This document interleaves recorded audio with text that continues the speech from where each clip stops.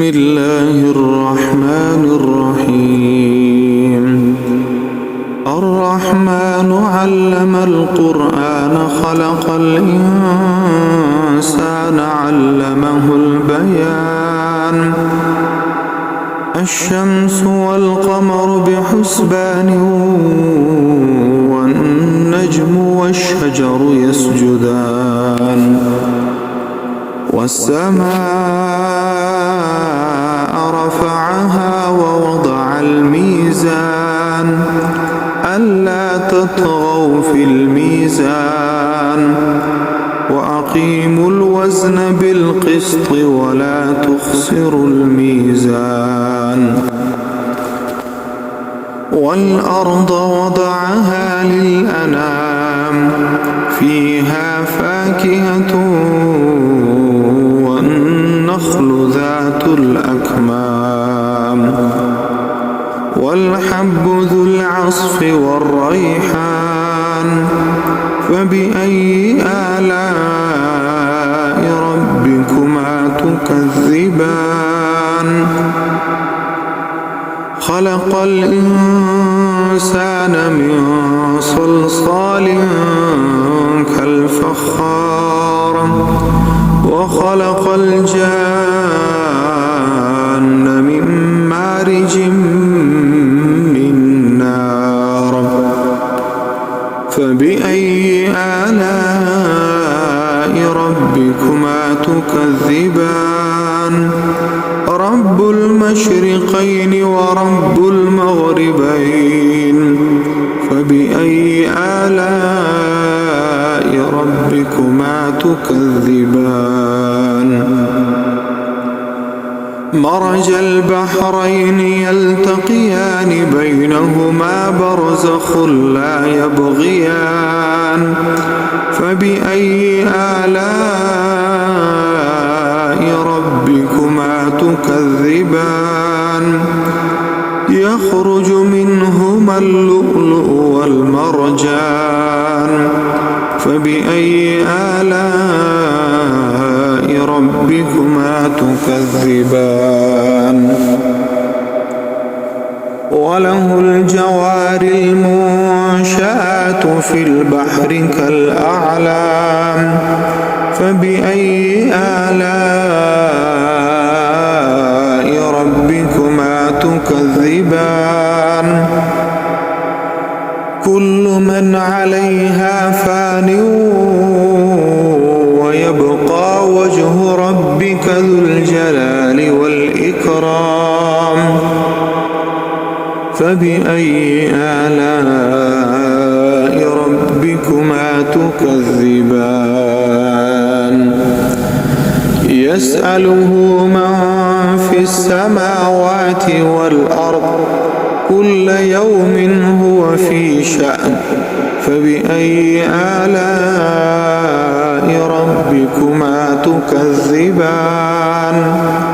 سنفرغ لكم أيها الثقلان. فبأي آلاء ربكما تكذبان؟ يا معشر الجن والإنس إن استطعتم أن تنفذوا من أقطار السماوات والأرض فانفذوا لا تنفذون إلا بسلطان. فبأي آلاء ربكما تكذبان؟ يرسل عليكما شواظ من نار ونحاس فلا تنتصران. فبأي آلاء ربكما تكذبان؟ فإذا انشقت السماء فكانت وردة كالدهان. فبأي آلاء ربكما تكذبان؟ تكذبان فيومئذ لا يسأل عن ذنبه إنس ولا جان فبأي آلاء ربكما تكذبان يعرف المجرمون بسيماهم فيؤخذ بالنواصي والأقدام فبأي آلاء ربكما تكذبان هذه جهنم التي يكذب بها المجرمون يطوفون بينها وبين حميم آن فبأي آلاء ربكما تكذبان ولمن خاف مقام ربه جنتان فبأي آلاء ربكما تكذبان ذواتا أفنان فبأي آلاء ربكما تكذبان فيهما عينان تجريان فبأي آلاء ربكما تكذبان فيهما من كل فاكهة زوجان فبأي آلاء ربكما تكذبان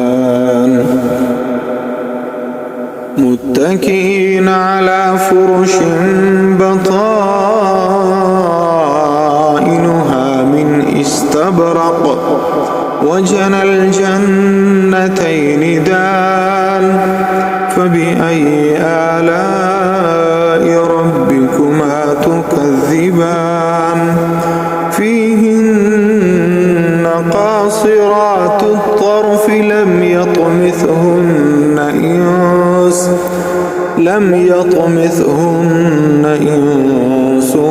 قبلهم ولا جان فبأي آلاء ربكما تكذبان كأنهن الياقوت والمرجان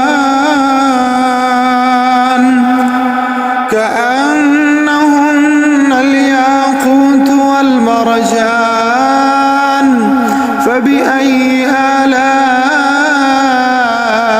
ربكما تكذبان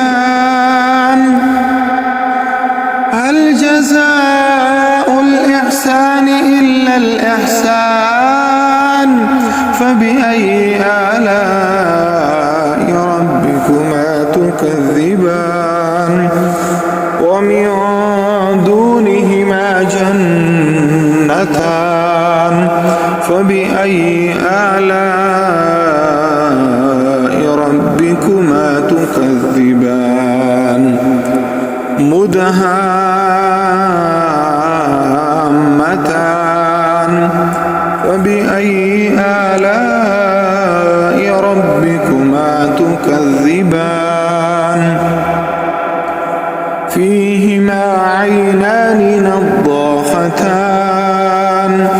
فبأي آلاء ربكما تكذبان فيهما فاكهة ونخل ورمان فيهما فاكهة ونخل ورمان فبأي آلاء ربكما تكذبان فيهن خيرات حسان فبأي آلاء ربكما تكذبان